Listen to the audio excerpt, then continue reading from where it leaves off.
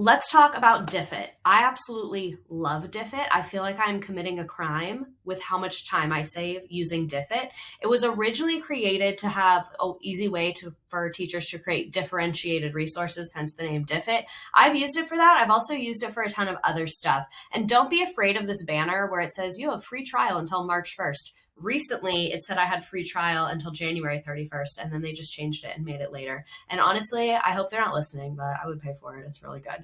But anyway, you can do a couple of things with it. One, you can just search stuff. So like, you can see my little history on here, but I'll use their example. Why didn't the US sign the Treaty of Versailles? I'm probably going to butcher the spelling of that. And then you can ask it to give you a grade level. So you can say 8th grade. It also does a ton of languages. I mainly teach English speakers. I used to teach a lot of Spanish speakers as well. So I can see where that's super helpful, but I'm not going to be showing that in this video today. But anyway, type in whatever topic you want and you can click generate resources. And what it's going to do is it uses AI to pull random information off the internet. It will show you where it got the information. I personally don't use this one because I teach history, and a lot of times I just feel like when the AI does it, it doesn't do it quite right.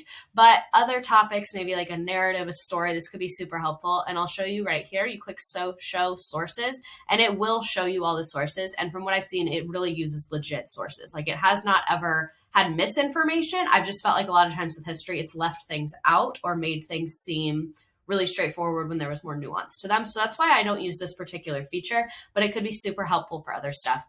You can also edit it.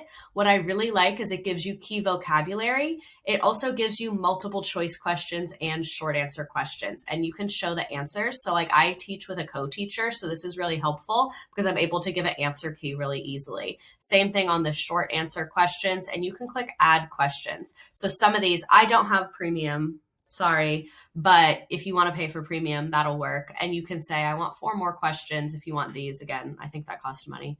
And it'll generate more for you. Usually the way I use this is when I have it generating questions, I'll have it generate like 10, and then I pick 3 that I really like. If again, this student activities, it'll create it in like Google Slides and Google Docs if you have the premium version. I don't, I've never felt the need to make it. I literally just copy and paste it and make my own.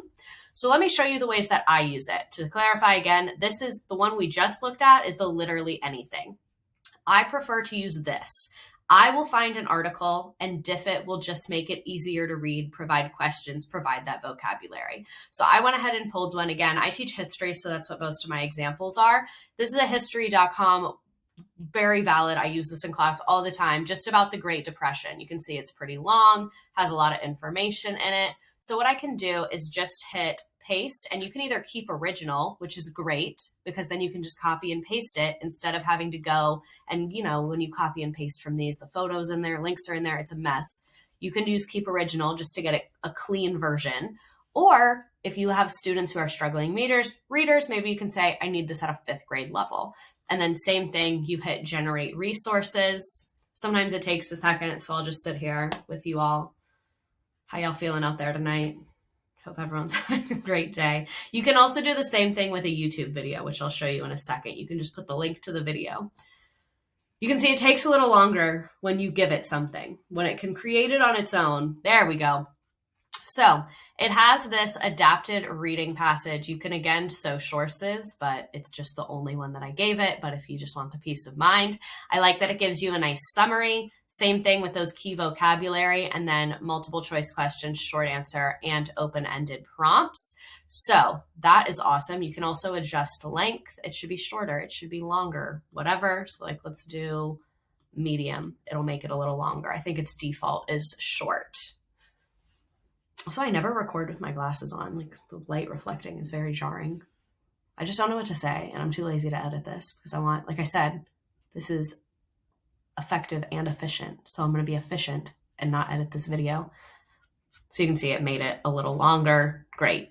So they also include pictures. Again, if you want to be fancy and get the one where it embeds it into gorgeous Google Slides and stuff, my stuff can be ugly. I don't care. I need to save the ink. Anyway, so let me show you. It'll do the same thing with a video. So this is a 30-minute video about the Civil War. I have not watched this. I don't know if it's good. I just wanted to use something for an example. And same thing, YouTube video. Let's do keep original and see what it does. Dun, dun, dun, dun, dun, dun, dun, dun. And we wait. We're waiting. But isn't this faster than if you had to read it yourself and come up with the questions? Obviously, we should be reading what we show our students, obviously. But between you and I and the lamppost, I already know about the Great Depression. And I know history.com did a great job of it.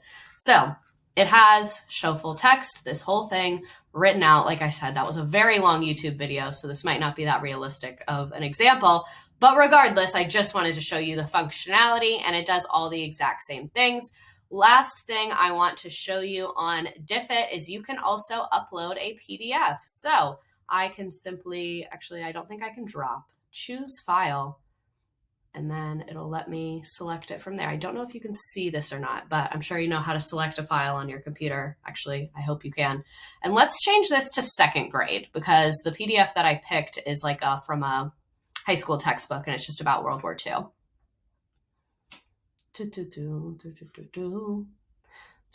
See, it's trying to sell me these little pretty things. Again, I'm sure they're amazing. I am sure they are. I just personally am not going to be spending the money on that. Like, I love that for them. Awesome. So it gives you that adapted reading passage, and same thing, multiple choice questions, short answer questions. You can add all that fun stuff.